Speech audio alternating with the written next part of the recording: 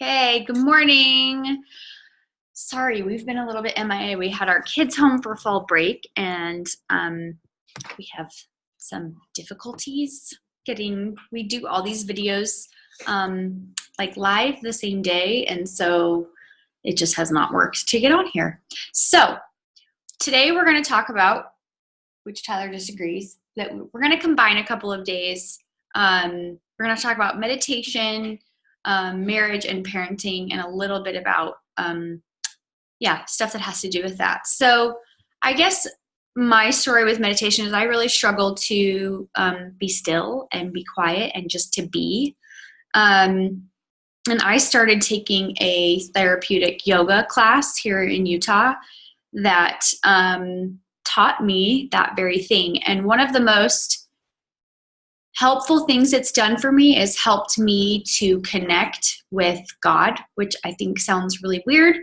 But for me, it has helped me to just calm my heart and like calm my mind. And I really think meditation is so important because you need to be connected to yourself, because I feel like if we're connected to ourselves and calm inside, that's when we can connect to like a higher power or to have hope in something else, if that's kind of your thing. If not, then that's okay. But for me, one of the most helpful things that I have done since being in that class, and I'm not perfect at doing it, and it helps when I do yoga, because yoga usually includes this pose, is corpse pose, which is like lying on your back with your hands facing up and your feet kind of falling out.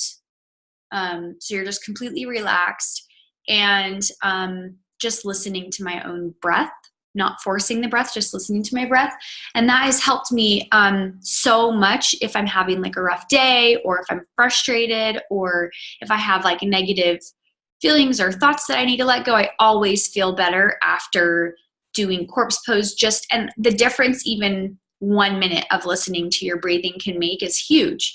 So I don't know, you have a little bit of a different story with meditation. Like I said, I do mine a lot of the time with my yoga because it's usually included in the workout. Yeah, and I mean, my story is not really that much different, but like I feel like meditation is huge, and something that I've learned is while you're just sitting and breathing and just taking the time to observe your breath, observe your thoughts. The way I had it described to me is you're sitting there on a riverside and you're just watching the river go by. And that's the way meditation is you're just sitting there observing your thoughts, you're observing your breath and everything go by. You're not changing the course of the stream, you're not changing anything, you're not influencing anything, you're just simply observing.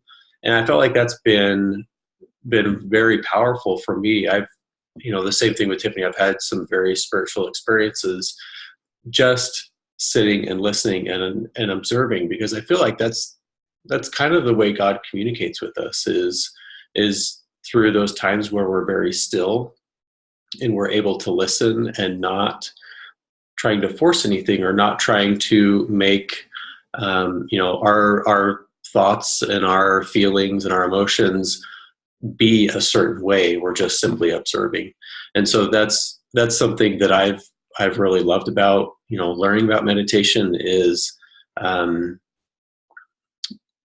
just having that ability to be still and to listen to what messages my body and what messages God wants to tell me.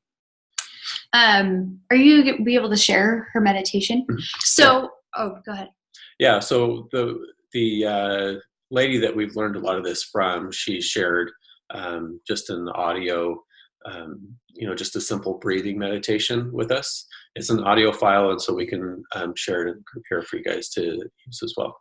I think this goes along with the next kind of thing we were going to talk about, was self-care.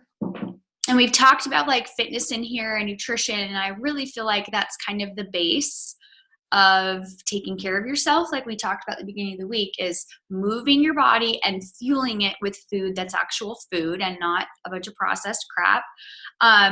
But what is the difference between, like, what is self-care? I think that's kind of like a term that's becoming more popular. Take care of yourself, love yourself. But what does that mean? And Tyler and I were talking about the difference between self-care and like checking out or numbing.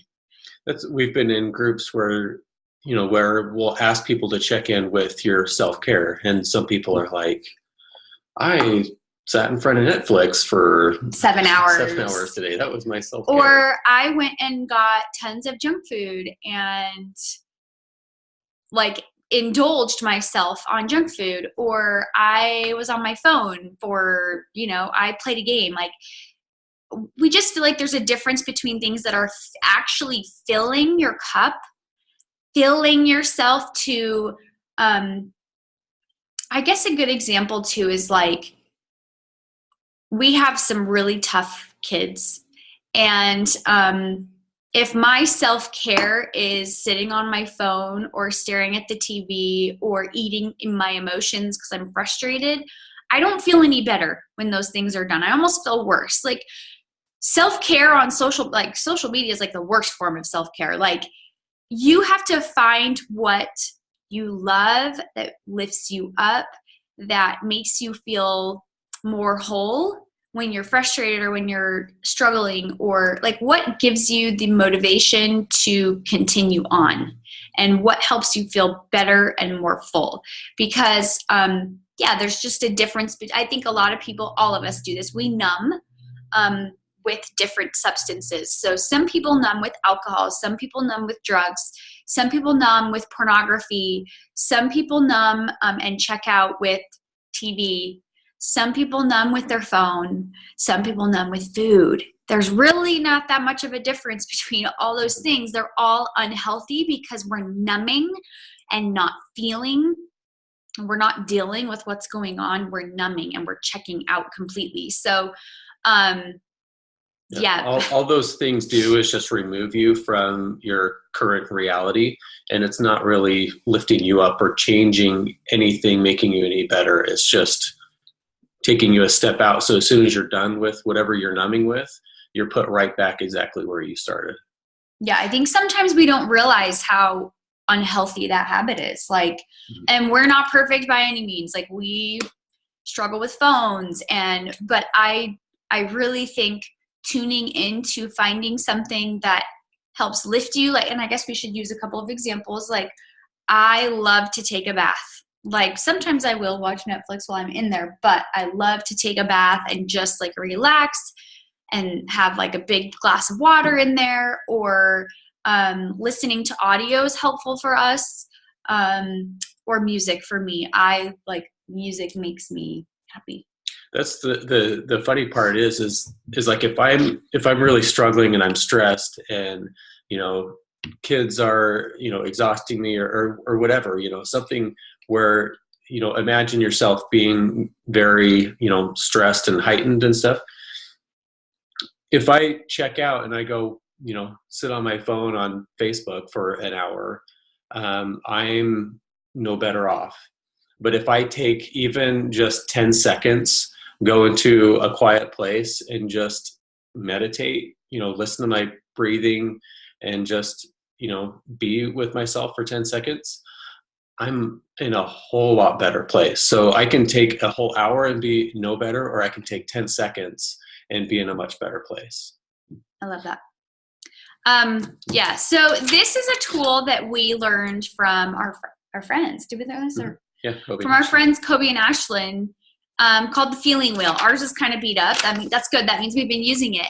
But this tool, we'll share this with you guys. So, we'll share it though. So all it is the main emotions are in here. So peaceful, sad, mad, scared, joyful, powerful. But then outside of those, it kind of branches out into tons of different emotions. Sorry, I'm not meaning to cover your face. So it comes out into like tons of different emotions.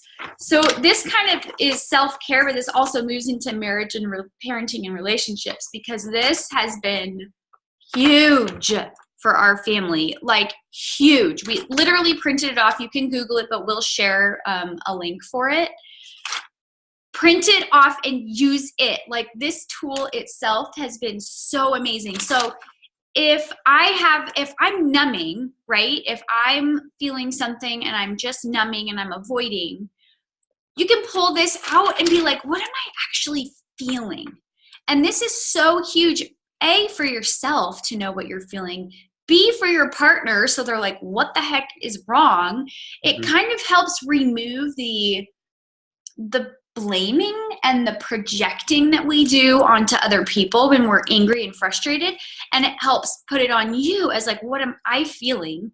Am I feeling frustrated or distant or remorseful or stupid or whatever? It helps your partner have some compassion.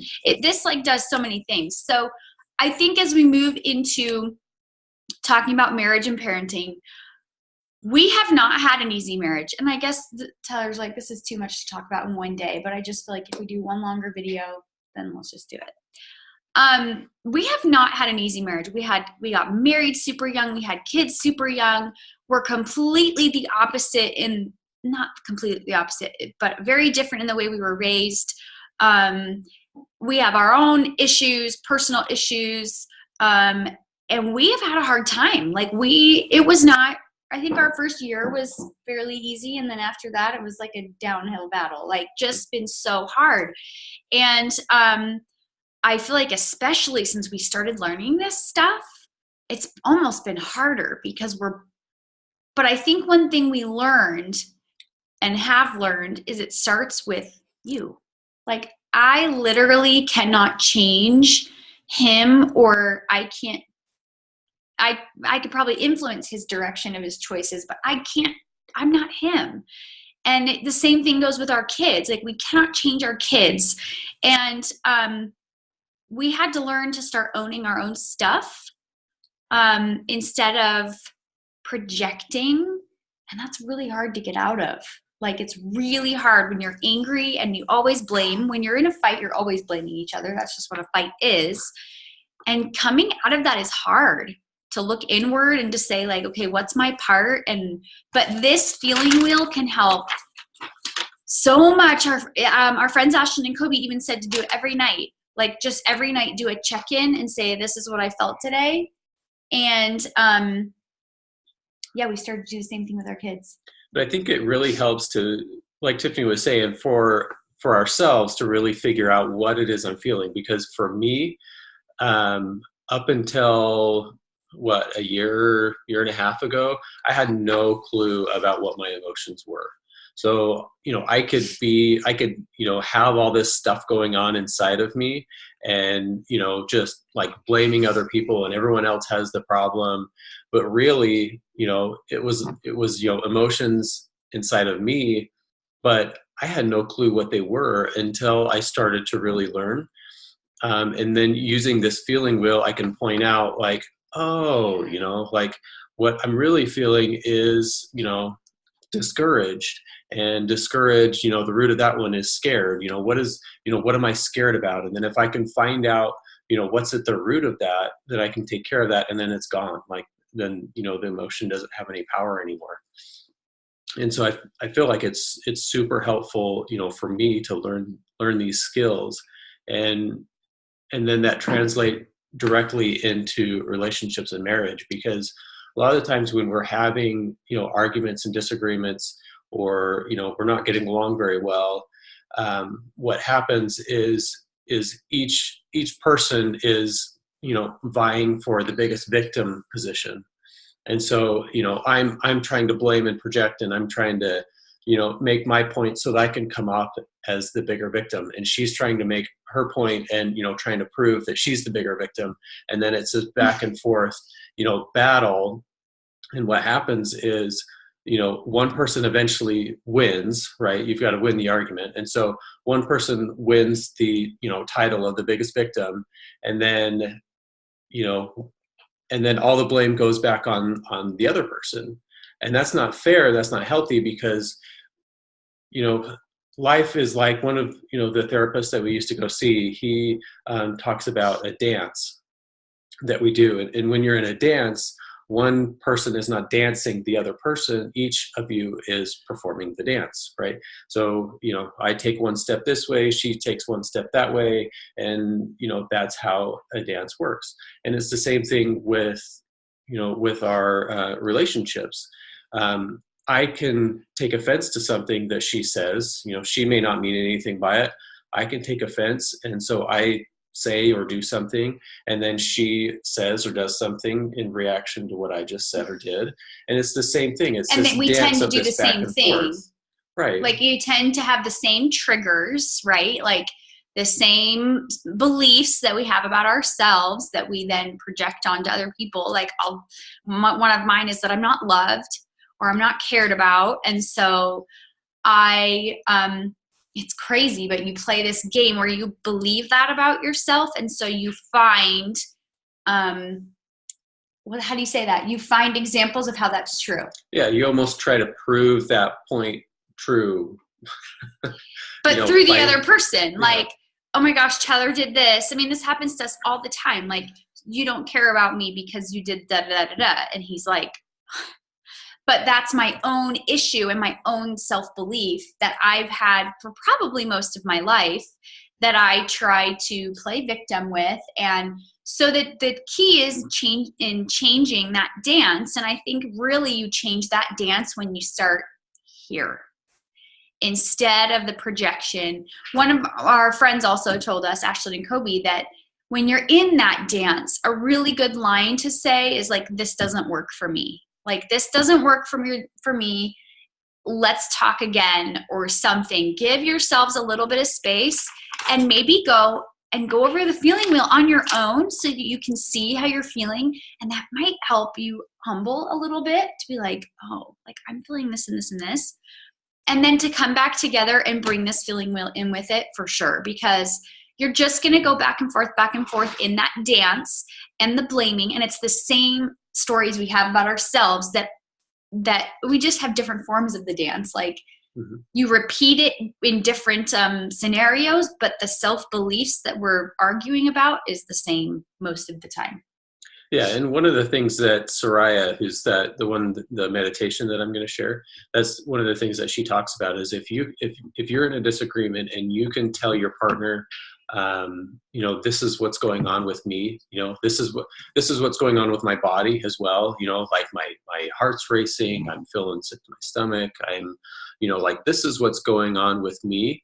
Most of the time that eliminates a lot of the battle because you're willing to kind of open up and describe what's going on with you. And I think that all falls in line with the same thing. Like if you can figure out, the emotions and the feelings and stuff that you're having, then that helps your partner to be a little bit more empathetic and you guys can really own whatever it is that's going on within yourselves. And it totally helps the other person have empathy. When you're talking from here about you and not projecting, it like breaks down that wall so that you can share from here and your partner can have more empathy rather than this everybody's walls are up and everybody's fighting.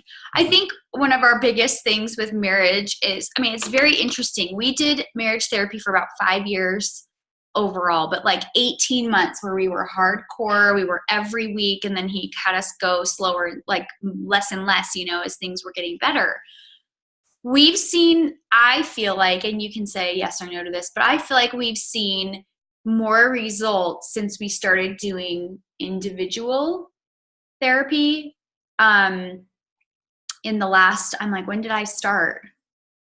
Maybe like March? No, we didn't even start that. Maybe like May.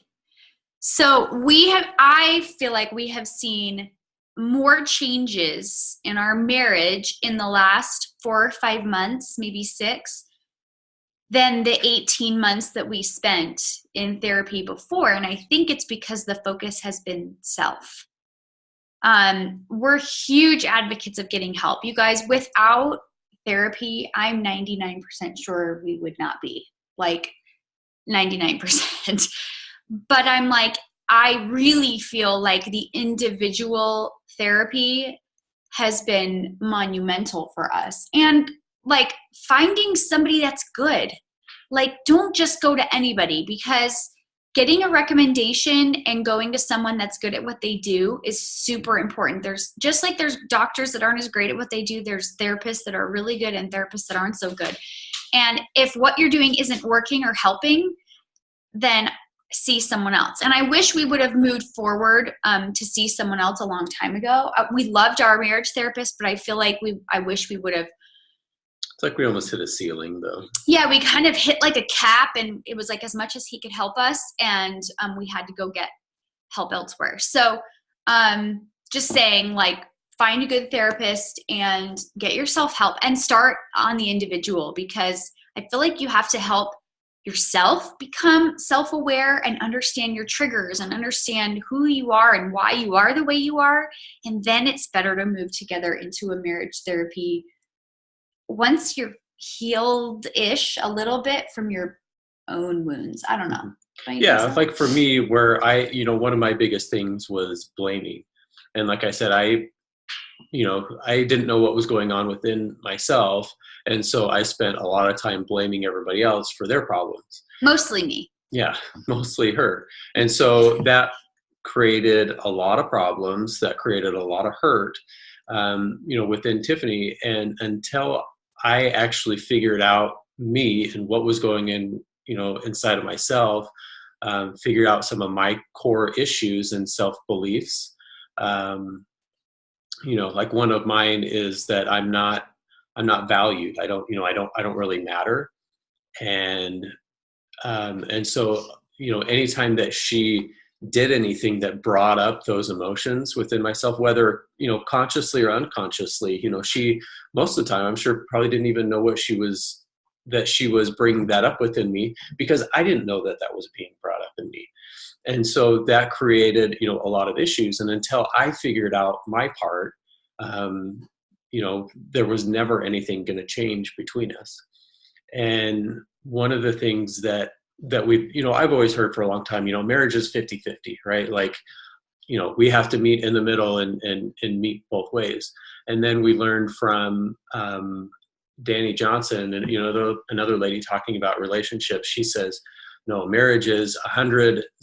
Like, you give, your all and you expect nothing in return from your partner. Is that what she says? Yeah. So I give my 100% and I'm not asking or requiring anything off of my partner. And she says, you don't owe me anything, I'm going to give my all. And if you choose not to do anything, then that's fine.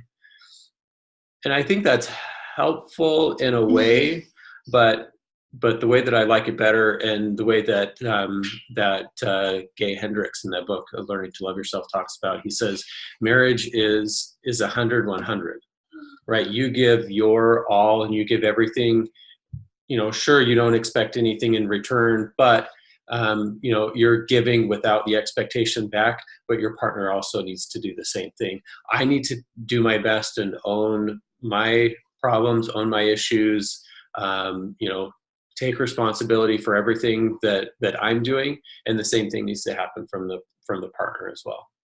And so that's the thing that I feel like is super helpful, is something that I really needed to learn.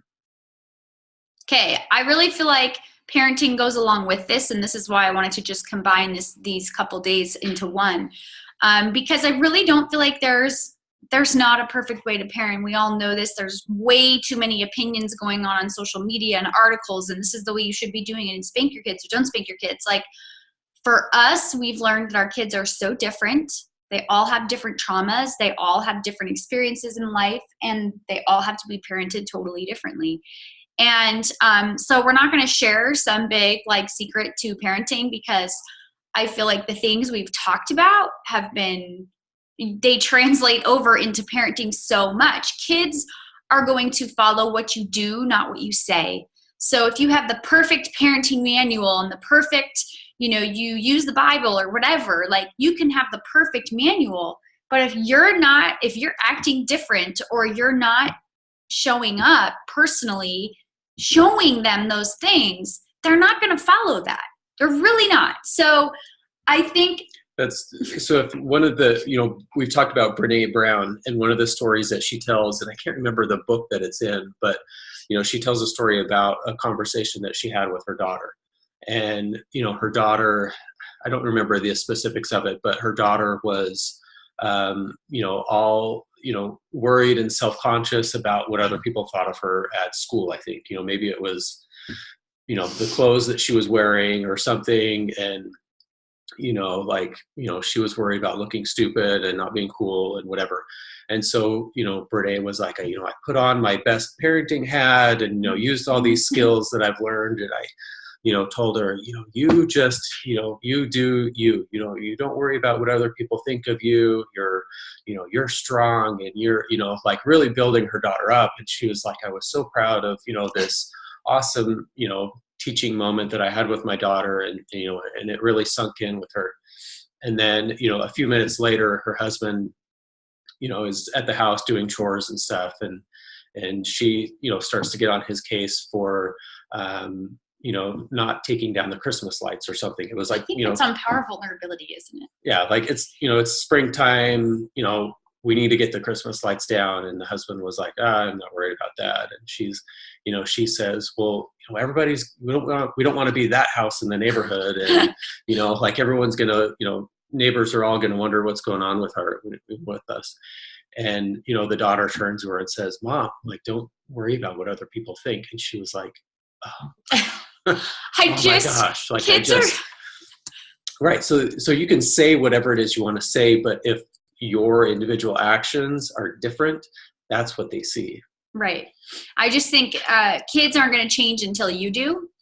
And we have learned that kids won't heal until you do. So our kids have a lot of traumas and wounds and really hard things that have happened. And they cannot heal until mom and dad do. And we saw the same thing happen with another one of our kids that was really struggling. And like we were struggling wanting him to learn to accept himself for who he was and just be okay with who he was and the struggles he has.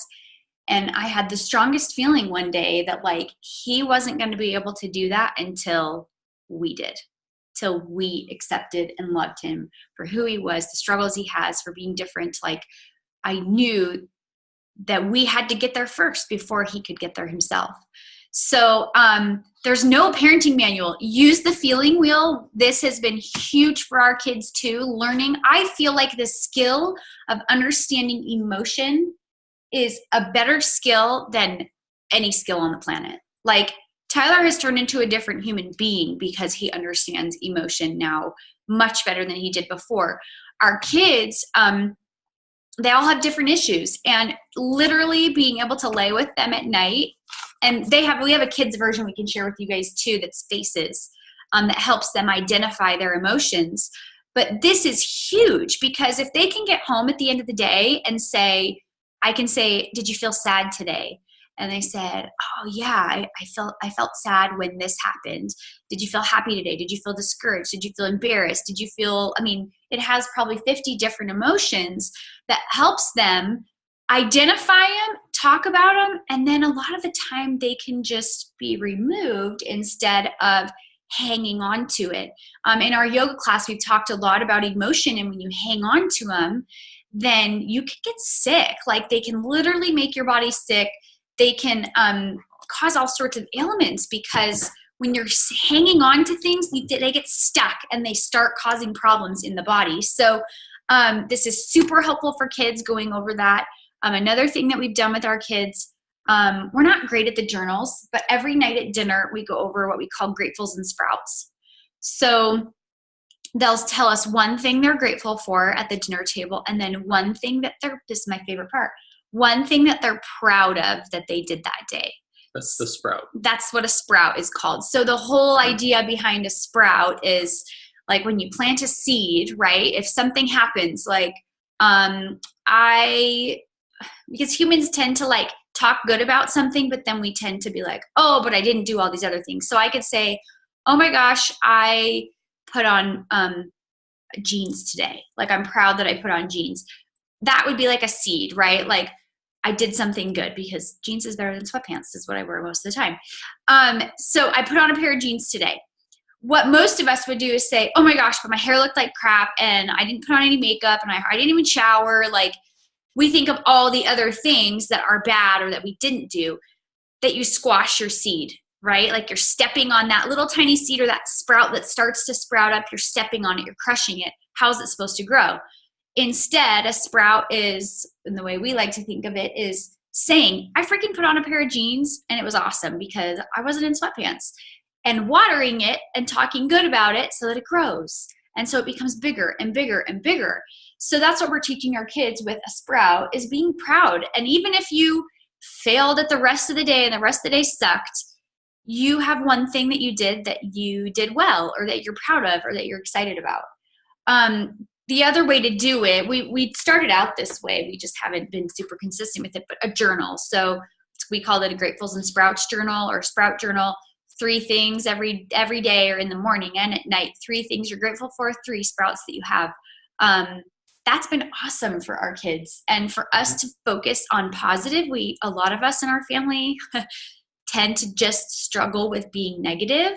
And so it helps spin it to focus on the positive. Using the feeling wheel, we like to do that at night with our kids. Kids tend to be more open at night, more relaxed, where they'll talk more. So before they go to bed, we're not perfect at every night. We try to do it a couple times a week. Yeah, and I think all of us, and especially kids, have basically a few essential needs, and one of them is to feel valued, to feel heard, to be loved. And so the more that we can kind of build that sprout, right? Like those needs are sprouts, the more that we can take that time to be quiet, to sit and to go over emotions, and to let our children know that they are valued and that they are loved, and that we hear them in the struggles and the trials that they're going through. The more that we can do that and be there for them and listen to them, I feel like the more that sprout is going to grow within themselves, and they'll grow up to be, very powerful people. Yeah, I was going to say something else, and now I can't remember what it was. But yeah, all of us have those basic needs: feeling loved, valued, heard. And I just feel like if we can unplug a little bit more and be present, that's huge for kids. Time, and not like spending time, not spending money, is way more important for kids. I mean, that's all stuff we've heard, but I just feel like one of the biggest things is just not being distracted. I think kids these days are growing up with parents who are super distracted. Mm-hmm. We have been naughty at this too, but like we give our kids screen time, a certain amount, because too much isn't good. How many of us adults give ourselves a certain amount of screen time where we say no phones, like we're putting them away, we're getting rid of them, we're present, we're here, we're not distracted. And I just feel like, especially these days, kids need that. They need parents that are present and not distracted. So if you do work, whatever, I mean, we all have to work, but like when you're home, be home and be present. And we're, like I said, we are working on this, you guys. We are not like perfect at any of this, but it's just something that we've really learned that we feel like is really important, is those distractions that get in the way super easily.